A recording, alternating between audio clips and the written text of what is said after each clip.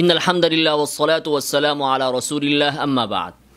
সম্প্রতি এনায়েতুল্লাহ আব্বাসী সাহেব তার এক বক্তৃতায় বলেছেন যে ঈদে মিলাদুন্নবীকে কেউ যদি বেদাতে সাইয়্যিআ প্রমাণ করতে পারে তাহলে তিনি বাংলাদেশ ছেড়ে চলে যাবেন।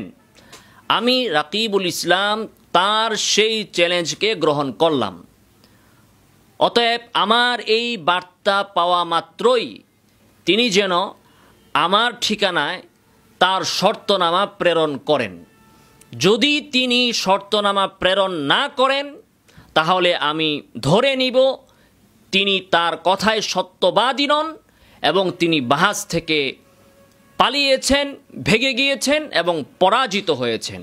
অতএব মাহফিলে এই ধরনের চ্যালেঞ্জ আপনি যখন দিয়েছেন, আপনার চ্যালেঞ্জকে আমি গ্রহণ করেছি, অবশ্যই আপনি শর্তনামা প্রেরণ করবেন।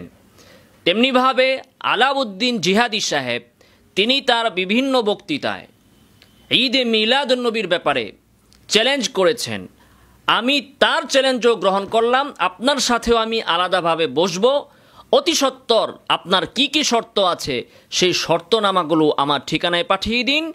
আর যদি ঠিকানায় শর্ত না পাঠান তাহলে প্রমাণ হবে আপনি বাহাস থেকে ভেগে গিয়েছেন, পরাজিত হয়েছেন, আপনি আপনার বক্তব্যে সত্যবাদী নন এবং জাতি দেখবে যে আপনারা দুইজনই মিথ্যাবাদী।